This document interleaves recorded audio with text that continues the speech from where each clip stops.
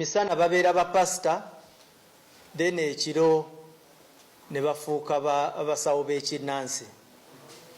Kati nga obuzibu we buli batwala emaali z'abantu nyingi, abantu baluuzinze ebyapa, amamotoka ne sente cash. Babanga basabira omuntu bawonya endwadde ebintu bingi, naye bw'ogenda okusaminga byonna osanga ng'omuntu ekyapa kigenze, ettaka ligenze, amaka kwe gatudde takyayi. Mbalamusizaako nnyo bassebo ne bannyabo, abantu ba Katonda mwenna buli muntu gy'osinziira okundaba. Nsaba ontambulize akatambi kange kano katuuke ku Uganda Police.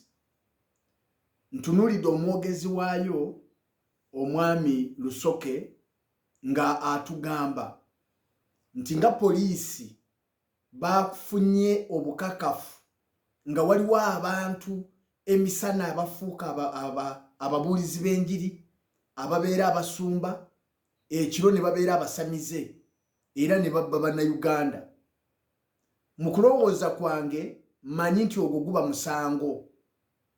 Okweyita kyotali kyekisooka, n'okunyaga, kubanga bwe kituuka n'okusengula abantu mayumba gaabwe n'okubabbako ebyapa, ogwo musango oguwedde emirimu.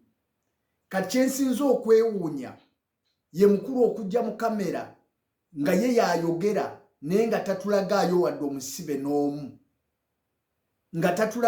omusibe n'omu, nti ono ye gundi eyali yeeyita omusumba era nabba abantu ne tumukwata kati tumuyina mu mikono gya poliisi. Ekyo nno bassebo ne bannyabo si kintu kituufu era kya buswavu ddala.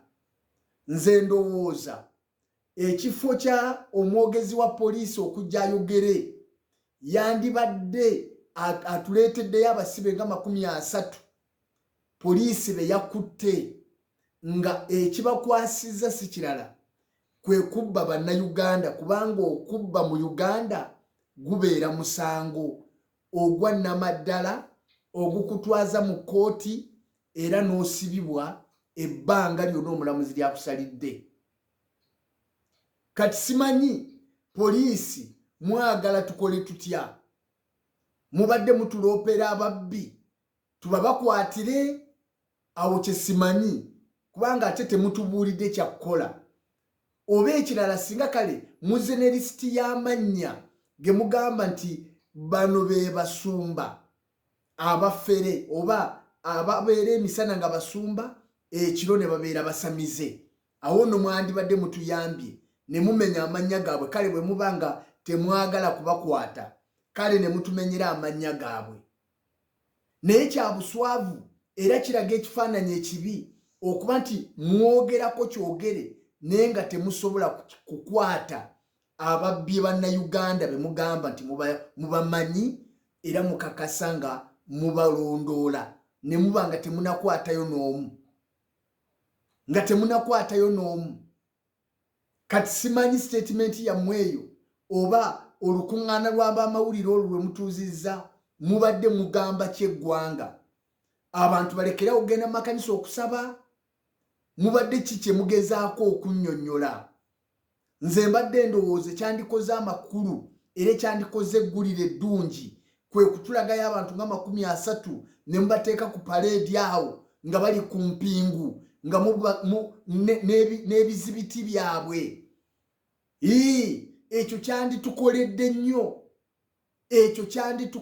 nnyo okusinga okujja ne mutugamba omanyi waliwo ababeera emisana nga babuulira enjiri, olwo lukwesikwesi kukwatirako babuulizi ba njiri. Olwo lukwesikwesi lwaki temujja ne mukwata abantu abo? Kubanga poliisi we mutuukiddwa okuvaayo okwogera kitegeeza mubamanyi. Lwaki temubakwata? Lwaki temukwata abo abamenyi b'amateeka? Kubanga abo bamenyi b'amateeka abo si balokole, abo si basumba. Ffe mu Bayibuli ne mu bulokozi Kristo bwe yatuwa tetulinayo bantu nga okukusabira omala kumuwa kyapa, tetulinayo bantu nga okumusabira omala kumuwa sente. Ababikola bonna abo bamenyi b'amateeka, kamata yeye mubakwate bwe mba nga mubamanyi. Naye bwe mutabakwata ne mujja mutandika okukaaba ate nga ffe bwe twandikaabiridde mmwe, awo mutumalamu amaanyi. Nze ekyo nkiyita kukaaba. Mmwe mulina obuyinza, mmwe muvunaanyizibwa. Kati ate olwopera ffe boolwopera tetulina makomera, tetulina poliisi wakubateeka. Mwandibadde mwabakutte dda, mwandize kutulaga bulazi ne mutuga twakutte abantu 7 be bano. Ekyo kye tulinda ku poliisi, mukwate abamenyi b'amateeka. In fact muddamu kugamba nti bafuuka abasumba, nedda mugambe nti waliwo abamenyi b'amateeka abeerimbika. Eyo ye statement entuufu.